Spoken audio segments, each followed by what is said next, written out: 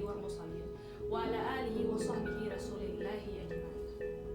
Pertama dan utama sekali, marilah kita ucapkan puji beserta syukur kita kepada Allah Subhanahu wa taala yang telah melimpahkan rahmat serta karunia-Nya kepada kita semua. Salawat serta salam tidak bosan-bosannya kita hadiahkan kepada Parit Panji Mekah Madinah, intan berlian di taman syurga, ayah bagi si yatim, penolong bagi si miskin, yaitu Habibullah Mustafa Muhammad Sallallahu Alaihi Wasallam, yang mana ia telah membawa kita dari alam yang tidak berilmu kepada alam yang berilmu yang kita rasakan saat sekarang ini. Yang terhormat dosen pengampu Bapak Fatria Negara SIMM dan teman-teman yang seperjuangan dengan saya. Baiklah, perkenalkan, nama saya Osir Fani Nazli, NIM 1710612013-525, kelas manajemen 4, BP 2017. Baiklah, saya akan menyampaikan proposal seminar saya yang berjudul Pengaruh Pendapatan Jumlah Anggota Keluarga dan Pendidikan Terhadap Pola Konsumsi Rumah Tangga Miskin di Nagari Padang Kandang Pulau Air. Baiklah, saya akan menjelaskan latar belakang. Kemiskinan merupakan masalah lama yang sampai saat ini menjadi persoalan serius yang dihadapi oleh hampir semua negara di dunia. Bahkan negara maju sekalipun menghadapi masalah tersebut. Kemiskinan identik dengan kekurangan, kesulitan, dan ketidakberdayaan dan memenuhi kebutuhan hidup. Perkembangan kondisi kemiskinan suatu negara merupakan salah satu indikator untuk melihat perkembangan tingkat kesejahteraan masyarakat. Semakin menurunnya tingkat kemiskinan yang ada, maka dapat disimpulkan meningkatnya kesejahteraan masyarakat. Kemiskinan sudah bukan kondisi yang asing lagi bagi Indonesia. Banyak sekali rakyat yang hidup di bawah garis kemiskinan dan hidup dalam keadaan yang tidak selayaknya. Kemiskinan secara umum adalah ketidakberharta, berpenghasilan rendah, dan kekurangan dalam menjalankan kehidupannya sehari-hari. Kemiskinan merupakan sebuah permasalahan sosial yang sangat kompleks di Indonesia. Indonesia sebagai negara berkembang memiliki jumlah penduduk yang besar, tidak dapat terhindar dari masalah kemiskinan. Ini bukti dengan jumlah penduduk miskin yang begitu besar, yang mayoritas tinggal di daerah pedesaan yang sulit untuk diakses. Berdasarkan nagari yang saya teliti, yaitu Nagari Padang Kandang Pulau Air. Nagari Padang Kandang Pulau Air ini adalah nagari yang jumlah penduduk paling sedikit di Kecamatan Nansabaris, yaitu hanya 1.500 jiwa penduduk di sana. Tetapi jumlah rumah tangga miskin di daerah ini setiap tahunnya mengalami peningkatan. Pada tahun 2018 sampai tahun 2020 mengalami peningkatan rumah tangga miskin yang berjumlah 118 KK. Pada tahun 2020 ini, negara Padang Kandang Pulau Air termasuk negara yang memiliki rumah tangga miskin cukup banyak. Selanjutnya, rumusan masalah. Dari uraian penulisan dikemukakan dalam latar belakang masalah tersebut, maka rumusan masalah yang menjadi bahasan dalam penulisan proposal skripsi adalah bagaimana pengaruh pendapatan, jumlah anggota keluarga, dan pendidikan terhadap konsumsi rumah tangga miskin di Nagari Padang Kandang Pulau Air. Tujuan penelitian berdasarkan latar belakang perumusan masalah di atas, maka tujuan dapat tercapai dalam penelitian ini adalah untuk mengetahui pengaruh pendapatan, jumlah anggota keluarga, dan pendidikan terhadap pola konsumsi rumah tangga miskin di Nagari Padang Kandang Pulau Air. Landasan teori. Yang pertama, pengertian kemiskinan yang sudah saya jelaskan tadi. Selanjutnya, saya akan membahas langsung saja faktor atau penyebab kemiskinan. Yang pertama, kemiskinan disebabkan oleh adanya ketimpangan dan kesenjangan oleh kaum kapitalis berhasil mengutamakan nilai ekonomi daripada nilai yang lainnya, seperti nilai politik yang mereka leluasa memperkerjakan kaum buruh dengan semena-mena.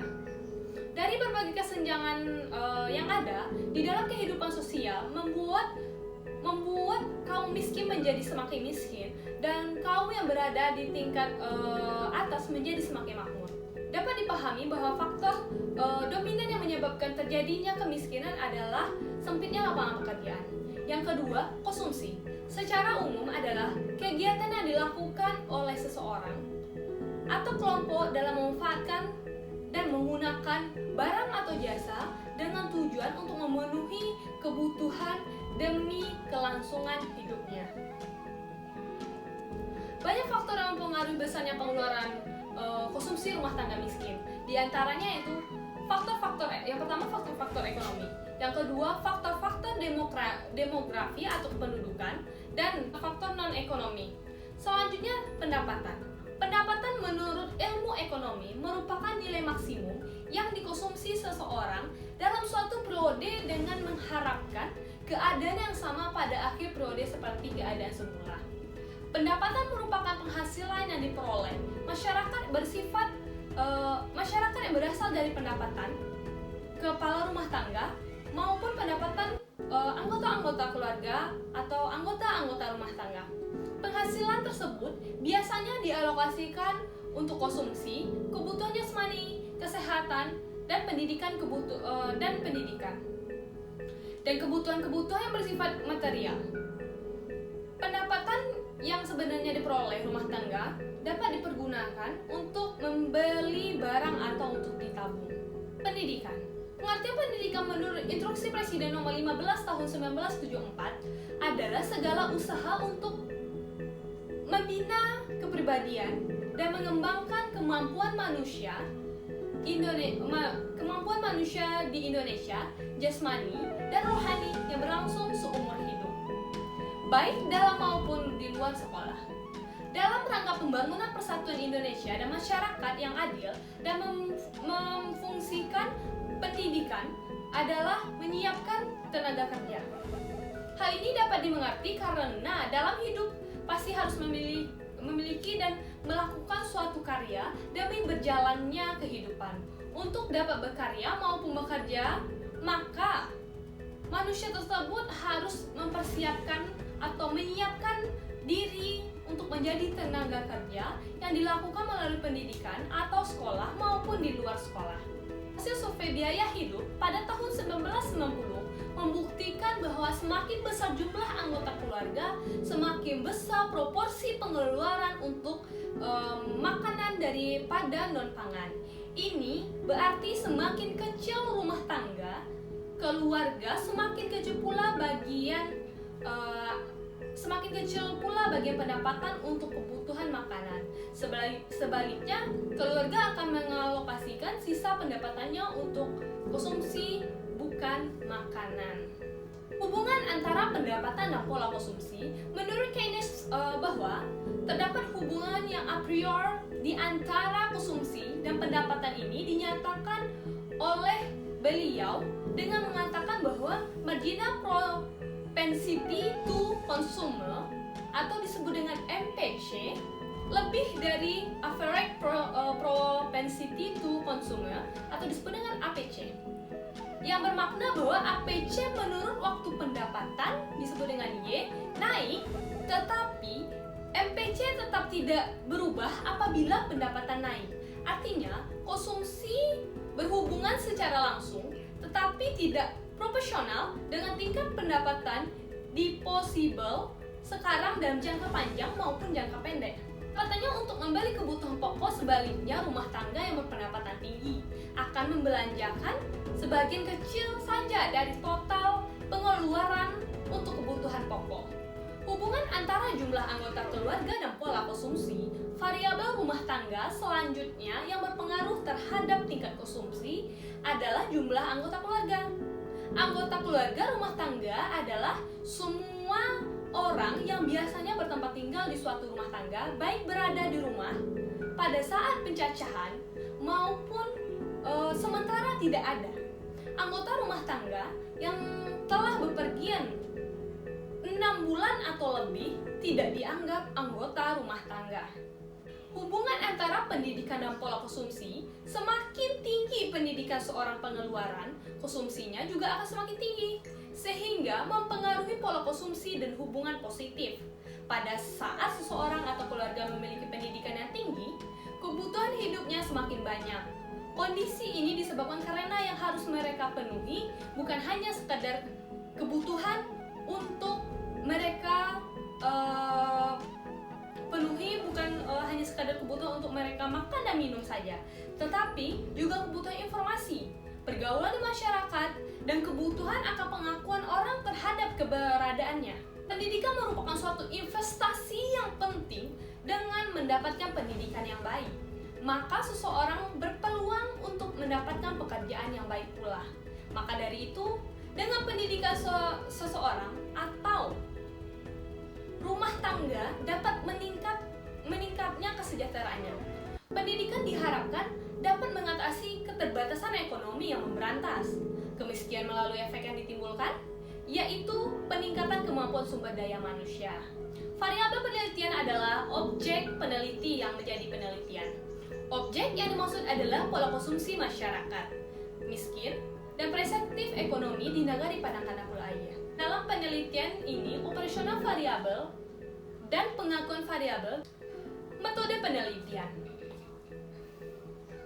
Jenis penelitian. Dalam penelitian, penulis menggunakan metode pendekatan secara kuantitatif.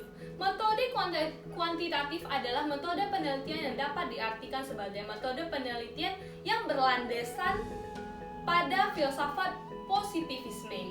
Penelitian kuantitatif digunakan untuk menguji suatu teori, untuk menyajikan suatu fakta atau mendeskripsikan statistik, dan untuk menunjukkan hubungan variabel. Adapun variabel dalam penelitian ini yaitu variabel independen, pendapatan, jumlah anggota keluarga, dan pendidikan. Sedangkan terhadap dependen disebut dengan pola konsumsi. Dari sifat penelitian asosiatif hubungan, yaitu suatu metode penelitian yang bertujuan untuk mengetahui hubungan antara dua variabel atau lebih, di mana penelitian ini bertujuan untuk mengetahui hubungan pengaruh antara variabel bebas yaitu dengan pendapatan, jumlah anggota keluarga, dan pendidikan terhadap variabel terkait yaitu pola konsumsi rumah tangga miskin. Dengan penelitian ini, maka akan dapat dibangun teori yang dapat berfungsi untuk menjelaskan, meramalkan, dan mengontrol suatu gejala. Jenis data dan sumber data dalam penelitian ini adalah subjek dari mana data dapat diperoleh. Sumber data yang penelitian adalah responden, yaitu orang yang merespon atau menjawab pertanyaan-pertanyaan peneliti. Data dan penelitian digolongkan menjadi dua, yaitu data primer dan data sekunder. Penelitian berdasarkan pendapatan, kerangka pemikiran. Kerangka pemikiran disusun penulis terdiri dari variabel independen dan dependen. Variabel independen terdiri dari pendapatan, jumlah anggota keluarga, pendidikan. Sedangkan variabel dependen yaitu konsumsi rumah tangga miskin. Penelitian ini adalah sebagai berikut: melihat gambaran tentang kerangka pemikiran dalam penelitian, perlu diberikan penjelasan kembali bahwa penelitian ini terdiri dari variabel independen dan variabel dependen. Independen terdiri dari pendapatan disebut dengan X1, jumlah anggota keluarga disebut dengan X2, dan pendidikan disebut dengan X3. Sedangkan variabel dependen yaitu pola konsumsi rumah tangga miskin atau disebut dengan Y, di mana variabel independen akan diuji secara simulatan dan parsial terhadap variabel dependen. Hipotesis berdasarkan rumusan masalah yang diajukan dan hasil penelitian terdahulu serta teori relevan yang telah ditemukan. Selanjutnya diajukan hipotesis sebagai berikut: variabel pendapatan, jumlah anggota keluarga, dan pendidikan berpengaruh signifikan secara simulatan terhadap pola konsumsi rumah tangga miskin di Nagari Padang Kanakulaia. Variabel pendapatan, jumlah anggota keluarga, dan pendidikan secara parsial berpengaruh positif dan signifikan terhadap pola konsumsi rumah tangga miskin di Nagari Padang Kanakulaia. Objek penelitian. Objek penelitian ini adalah pengaruh pendapatan, jumlah anggota keluarga, dan pendidikan terhadap pola konsumsi rumah tangga miskin di Nagari Padang Kanakulaia. Jenis sumber data. Data sekunder adalah data yang diperoleh secara tidak langsung dari objek penelitian diperoleh data nagari.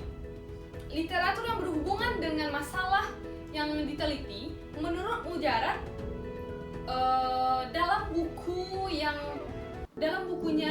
data sekunder dapat diartikan secara singkat, yaitu data yang mencari data sekunder ini melalui sumber data atau data sekunder. Sumber data dalam penelitian adalah subjek dari mana data dapat diperoleh. Sumber data dalam penelitian ini adalah data nagari, yaitu data yang dikumpulkan oleh perangkat nagari dengan penelitian pendapatan masyarakat setempat. Instrumen yang digunakan dalam penelitian ini adalah metode dokumentasi, dan di mana semua data-data yang dibutuhkan dikumpulkan, baik yang diperoleh dari instansi terkait maupun literatur yang memiliki hubungan bersama dengan penelitian ini. Dalam penelitian proses pengelolaan data sebagai berikut. Sortir yaitu teknik yang digunakan untuk memisahkan data-data yang digunakan sesuai dengan kebutuhan. Coding yaitu memberikan tanda terhadap yang akan digunakan dalam penelitian. Tabulasi, data itu dalam memasukkan ke dalam tabel kerja dan selanjutnya diolah secara kuantitatif. Analisis data yaitu tahapan pengolahan data dengan menggunakan peralatan analisis yang telah ditentukan. Interpretasi data yaitu data yang telah diolah kemudian diformulasikan ke dalam bentuk deskriptif, selanjutnya ditarik kesimpulan. Definisi operasional, pola konsumsi Y adalah pola konsumsi yang dihitung dari total pengeluaran rumah tangga miskin untuk konsumsi bahan makanan dan non-makanan selama sebulan. Sel yang digunakan adalah rupiah. Pendapatan atau disebut dengan X1 adalah pendapatan seluruh rumah tangga yang sudah bekerja dihitung dalam 1 bulan. Pendapatan diperoleh dengan menghitung pendapatan rumah tangga selama seminggu dan diproyeksikan menjadi pendapatan 1 bulan. Satuan yang digunakan adalah rupiah. Jumlah anggota keluarga atau disebut dengan X2 adalah jumlah anggota keluarga yang ditanggung dan yang tinggal di dalam satu rumah. Satuan yang ukuran yang digunakan adalah orang. Sedangkan pendidikan disebut dengan X3 adalah pendidikan terakhir yang pernah diikuti oleh anggota keluarga yang sudah bekerja. Satuan yang digunakan adalah tahun. Baiklah, mungkin hanya itu hasil presentasi saya. Terlebih dan kurangnya saya mohon maaf. Wabillahi taufiq wal hidayah. Assalamualaikum warahmatullahi